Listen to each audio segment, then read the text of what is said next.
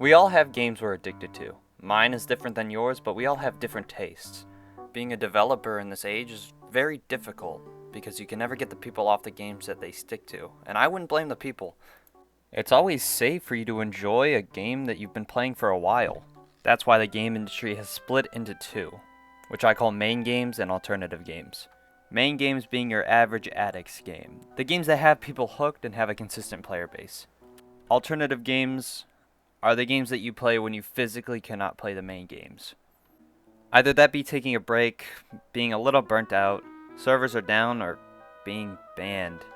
We all have alternative games when it comes to mind. So, I've collected a ton of games together, and I went through the effort of playing most of them to distinguish their appeals to see what makes them a main or alternative game. I've put timestamps in this video, so if you want to skip around to a game that you enjoy, feel free. Starting with League of Legends is a fun game. Bruh. Wait, don't click off. Let me explain. I'm only starting with this because I'm most familiar with it. We still have millions of other games to talk about. It's my personal main game of choice, and it's hard to understand why. You have 5 people on each team, and everyone's doing their part to win the game. Unless they're trolling. But each role has their own characters, and each character has their own personalities and abilities and stories. The game doesn't mean to get people addicted, but it just does. Here's how it works. You'll say, this game is so stupid, let me just play this character because they look cool, and the game says they're easy. Okay, I could dig these attacks. This is actually kind of fun. And that's where the game grabs you. Once you're a tiny bit interested, the game says, wait, look. This is their lore, and this is their distant cousin that you could play as, and this is their distant enemy who you can also play as. Now, I was kind of just rambling there, but that is basically the story of Yasuo, where he killed his brother because the brother thought he killed his sensei, but it was just this other person. But then you also have some crazy shit zooming all over the map, and then you have these people comboing you into oblivion, and you're always like, how do I do that? Enough said. The story and the art team of League of Legends is doing a wonderful job with the IP they have. But that isn't the reason why people stick around. People play to improve. League seems like an ever-growing game of intelligence. There's always something that you can improve on and learn. Also, before I give my verdict, I need to point out that League of Legends has some of the best personalities I've ever seen. I would be doing a disservice to the game if I didn't mention that. Just look at these clips. EUS Challenger solo Masters and Jungle, you barely touched it and you quit the challenge. It was too hard, you quit the challenge. No! You have too much fucking time on your hands! You have no life! I have a life! What do you mean I have no life? Look at me! I literally live outside of my office! In Look 3 at you, months! you have no life! In 3 months I play 400! I don't have time for that! Ow, 3 months you play 400. It's because you moved to LA. And when you moved to LA, you ruined your own life. Not wrong, not wrong. We miss New York, Mo. Okay, calm down, man. You didn't have to get so real. I was talking about Jungle Challenge. Why'd you get into my life? Quitting yourself? You damn Hold up. quit. I hit Masters. I'm taking a break. What's up? You're in I Diamond know 2 you now. quit too, What kind of break honestly. is that? Night Blue, I'm at your peak. I'm at your peak. Bro, you're in D2. At your Mo peak once quit. again. Tia Blade quit. I didn't Night quit. Blue I'm needs on to a quit break. I'm on streaming. break. No, I moved anyway. on. Never quit it. Moved on. Night Blue needs to quit life. Mo! Whoa! Say Whoa! God Whoa! damn! Whoa! It really shows how League can mold a person.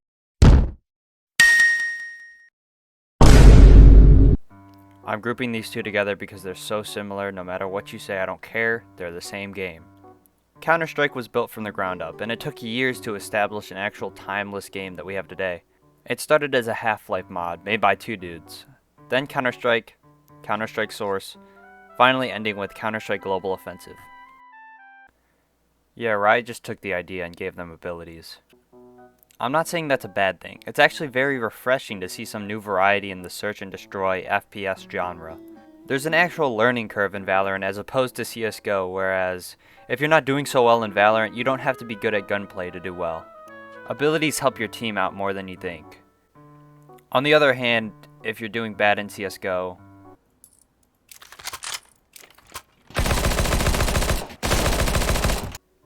I suppose I was wrong. Systematically, these games are the same, but each of them have their own valuable aspects. While Valorant has its abilities, the polish of Valve's CSGO and the Source engine allows for a more mechanical edge on your enemies. There's bee hopping, surfing, grenade trajectory. One unheard of mechanic, throwing your weapon to deflect a bullet. Wow, that was crazy.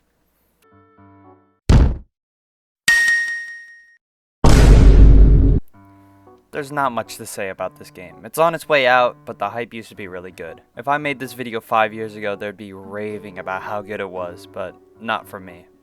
I never liked this game in its early stages. I gravitated towards Team Fortress 2, and I was insulted that a game could be so similar.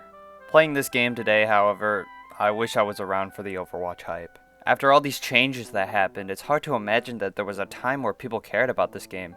The game's lore is all over the place, but the characters are well fleshed out. I vividly remember crying at the Soldier 76 cinematic, not knowing a thing about the game. So, why is this a main game today?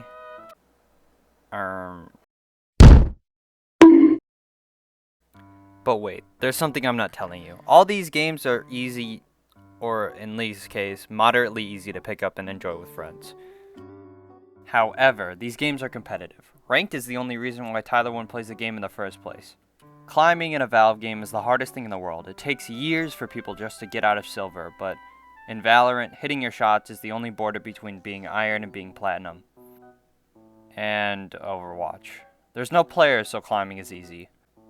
Side note, never ever turn on voice chat in these 3 games. Go face at level 10, easy. Pathetic bot. Man, stop toxic. Kill yourself, please. That piece of shit. But that's the reason why people like battle royales like Fortnite and Apex. It's that edge of your seat desire to win, but anyone could have told you that. What about these games? Minecraft. You know what this is. Hit some blocks, make a house, make it to the end. A simple, seemingly limitless game with a ton of replayability. Every new update is something new to implement into your average house building, mining, killing world. Every now and then I'll boot up this game and get sucked in for months on end. There's also online games, which are creative and notable in their own right. This is Genshin Impact. Spill it. Do you have my sister? Okay, hold on. Let me go check in the back. Yeah, nothing. Aww. I want chicken nuggets. I want chicken nuggets. Don't you work here? God, I'm so sorry. An anime game with an expansive map, beautiful graphics, and no story, I promise. Dialogue, what the heck is that? Throughout the game, you earn these tokens to get more anime people and anime items to do more anime damage and help you beat the game faster. This is World of Warcraft. Alright, thumbs up. Ready, guys? Let's do this. Leroy Dragons! Oh my god, he just ran in. A big map game that you travel through collecting the best loot and items to make the game go faster. You could be a part of a team called a guild and help each other fight for treasure. This is Destiny. A big map game that you travel through collecting the best loot and items to make the game go faster. This is RuneScape. Prayer, this could kill Manx when it registers. Manx when it registers, look, they know what's lagging! Look! is on the back burner now, needs to hit a VLS spec big. 17 gets his one back. Off prayer, this could kill Manx when it registers. When it registers, mate! What the fuck? Look how laggy it is! The hit didn't even spawn! A big map game that you travel through collecting the best loot and items to make the game go faster. This is Wizard 101. You get the idea. What makes these games main games? Gacha. The answer is gacha. The idea of being a part of a world and already being a little buried deep can cause any person to want to keep going. For all these games, having the best items or exploring the far reaches of the world is all the same end goal. Bragging rights. Having the best weapon, character skin, character, or cosmetic is a big driving force along with experience. Having a high amount of hours really shows and is something players are really proud of.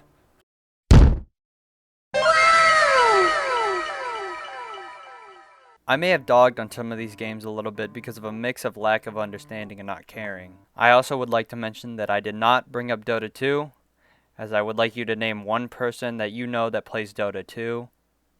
I stand corrected.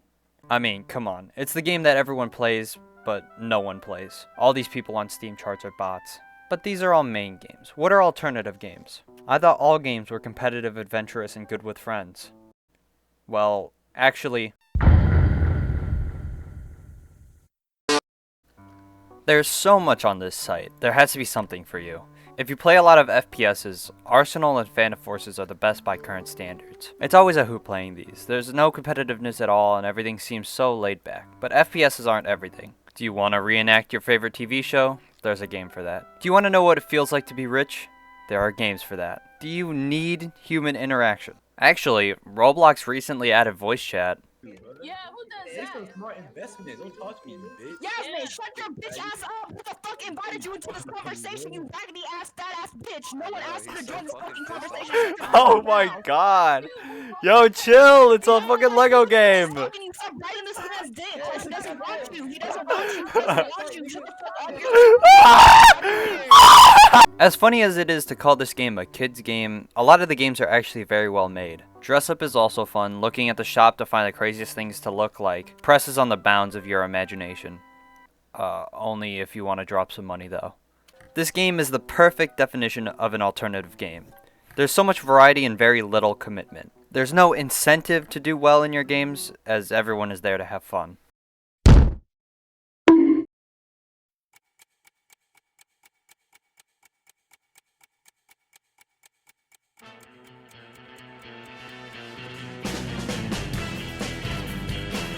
Ah, Team Fortress. The memories. Unfortunately, this game is only worth playing in the community servers tab because...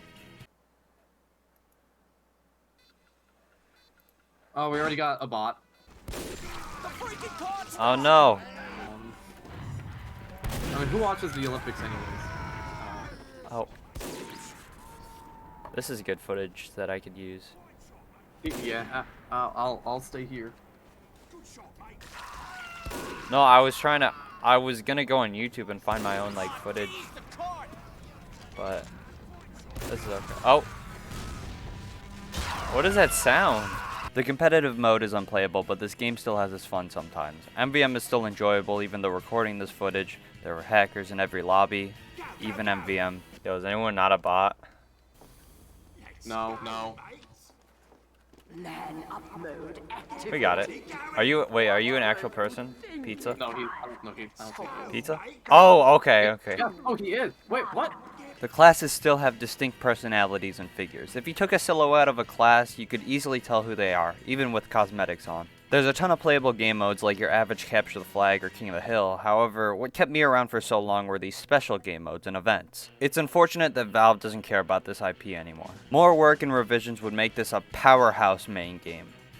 But the player base is still high, I guess. You may be asking yourself, why is Overwatch a main game but TF2 isn't? How often do you see broadcasted TF2 tournaments? I have a joke for you. Car soccer. I had my fill of this game when I had it on the Switch, and I had way too much fun playing it today. However, I couldn't imagine grinding this game competitively. Cosmetics run Rocket League. Cool cars are cool, but if you put funny hats on them, they make them cooler. But nothing is more of a dopamine rush than scoring a goal and seeing your replay with these crazy, wacky effects. It's very much a game that you can pick up anytime and enjoy with friends. I remember always watching Donkey be hilarious with this game, and that's what really got me invested. I'm about to do my biggest move yet. Alley-oop, baby! It's a slam dunk. Yeah. Fall Guys, silly game. There's no way anyone takes this game seriously. Look at these men. Jelly beans. This game is so funny. Let me explain some things. I grabbed this one guy because he's going too fast, and then he grabs me and makes me fall. And this guy knew he was gonna lose, so he just went to the other side to prevent the other team from scoring.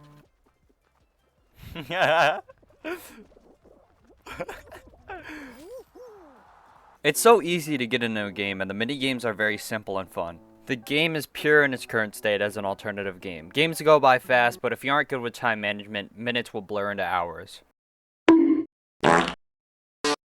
Mordhau is a maybe game, and you'll see why I say that in a second. The combat is easy to learn, but difficult to master. You'll have guys clearing house in this game using a fucking frying pan, okay? Nice. Sheesh. Oh, little midget said thanks. Time to kill him. Honorable midget. Oh yeah, I think you've got a pole sticking in you. Stop killing the midget. Asshole, you just saved him. Shut your mouth.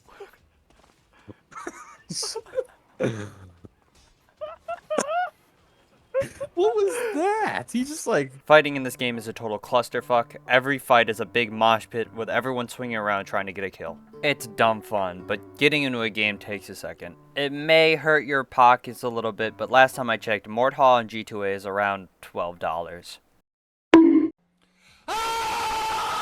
Okay, imagine you have a couple buckaroonies to drop on a VR headset, and you're tilted. You're tilted out of your mind because of these stupid fucking useless bard players that think they are roaming to help the team, but actually you're better off being in lane because you're feeding. You're thrill of the fight. This is regarded as the best fitness VR game out there. They got so many modes in this. You could practice your form, and getting through the campaign was actually very fun. There's another fighting VR game out there, which is Creed. Same mechanics, and Creed is a little bit of an edge on Thrill because of the polish of a bigger game studio.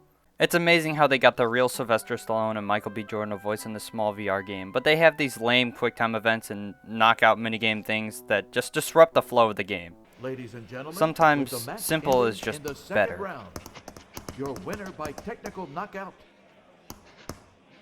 the red corner. Some similar games worth mentioning would be Blade and Sorcery and Until You Fall, both combat games good for some quick sword fight fun.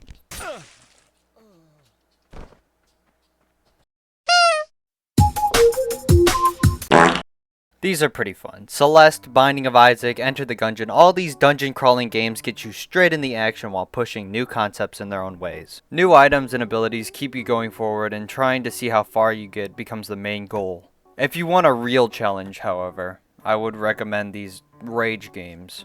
Playing these games are actually a little bit enjoyable when you have some music in the background or something. These small progress games are essentially smaller RPGs. I tried playing a rage game for the footage of this video, but... This game is a homage to a free game that came out in 2002, titled Sexy Hiking. The author of that game was Jazuo, a mysterious Czech designer who was known at the time as the father of B games. And B games are rough assemblages of found objects. Designers slap them together very quickly and freely, and they're often too rough and unfriendly to gain much of a following. I'm just too good. Finally, I would like to mention the mother of all alternative games. The Knight of Knockoffs, HiRez Studios. HiRez Studios, more like Low-Res Studios. Thank you. Oh, is this for me? No, but on a serious note, this company has taken these lovable titles and given them twists in order to bank off the success of another game. And I'm beginning to see a pattern. But yes, these twists allow for a new, refreshing experience. Like Smite's ability to be third person and have different game modes, Paladin's ability to have runes and change the way that you play the game mid-game, and Realm Royale's ability to have empty servers. Something HiRez is always consistent about is VGS, which is always very funny. Careful in the jungle. Set up an ambush. Here. Yes, you rock. Place a ward for teleport. I'm on it. Okay. Quiet. Because these games are knockoffs of classic titles, it actually makes for great alternative games. These familiar concepts push the idea of trying new things while also staying true to your favorite games.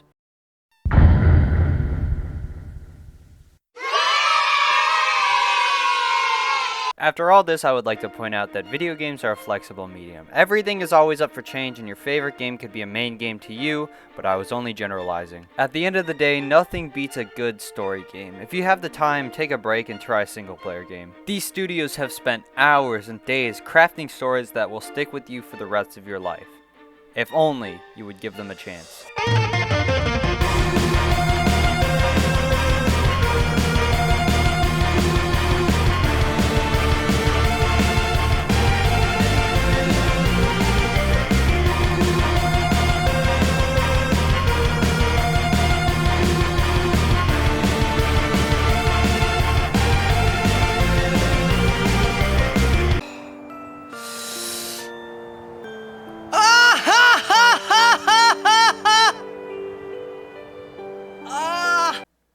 On second thought,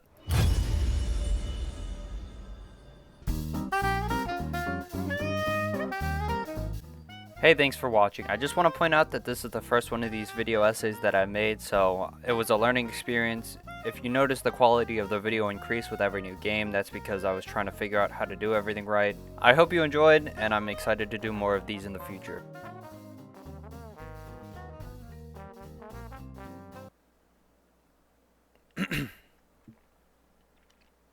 Also, fuck Tarkov. Boring ass game.